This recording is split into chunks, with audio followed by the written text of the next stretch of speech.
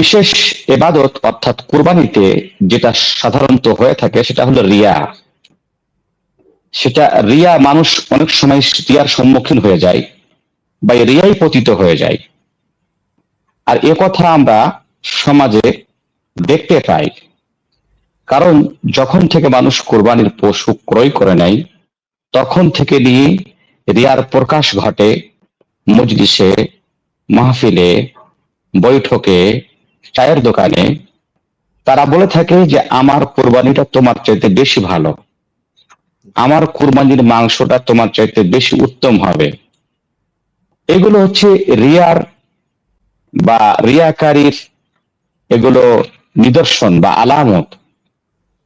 আর যে ইবাদতে রিয়া ঢুকে যাবে সে ইবাদত আল্লাহর কাছে গ্রহণ হবে না।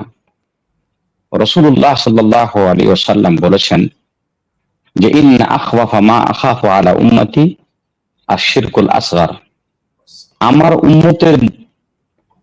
আমার উম্মতে আমাকে যে জিনিসের সবচাইতে বেশি ভয় লাগে সেটা হলো শিরকে আসগার, ছোট শিরকের আমাকে বেশি ভয়। সাহাবারা জিজ্ঞেস করলেন যে শিরকে আসগার আবার কি? রাসূলুল্লাহ সাল্লাল্লাহু আলাইহি ওয়াসাল্লাম বললেন আর রিয়া, অর্থাৎ রিয়াকারী, মানুষকে দেখানো, সমাজকে দেখানো, লোককে দেখানো, নিজের আত্মাকে সন্তুষ্টি দেওয়ার জন্য সেবা সম্পাদন করা। অন্য হাদিসে রাসূলুল্লাহ সাল্লাল্লাহু আলাইহি ওয়াসাল্লাম বললেন যে কিয়ামতের দিনে আল্লাহ রাব্বুল আলামিন রিয়াকারী ব্যক্তিদেরকে বলবেন যে তোমরা যাও, যাদের উদ্দেশ্যে তোমরা এই ইবাদতটা করেছো তাদের কাছে যাও এবং তোমরা দেখো যে তোমরা এর ইবাদতের বদলা বা প্রতিদান তার কাছে পাও না। যাও, হাল তাজিদুনা ইনদাহু জাযা, যাও তোমরা তাদের কাছে গিয়ে প্রতিদান চাও। তোমরা কি পাবা? কখনোই পাবা না। এই হাদিস থেকে কথা প্রকাশ্য প্রমাণিত যে যে ইবাদতে রিয়া ঢুকে যাবে, লোক দেখানো ঢুকে যাবে, সে ইবাদতের কোনো সওয়াব নেই আল্লাহর কাছে, আল্লাহ সওয়াব দেবেন না।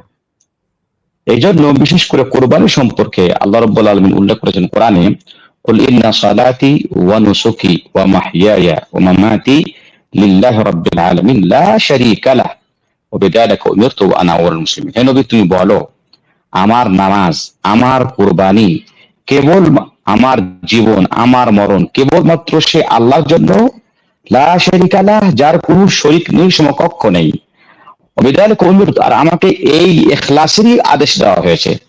সুতরাং এই যে কুরবানির সময় ঘনিয়ে আসছে, আমরা সবাই যেন ইখলাসের সাথে আল্লাহর সন্তুষ্টির খাতিরে আমরা কুরবানি জবাই করি। তাদের যেন আমাদের মাংস খাওয়ার উদ্দেশ্য না থাকে, কোন লোককে সন্তুষ্ট করার উদ্দেশ্য না থাকে,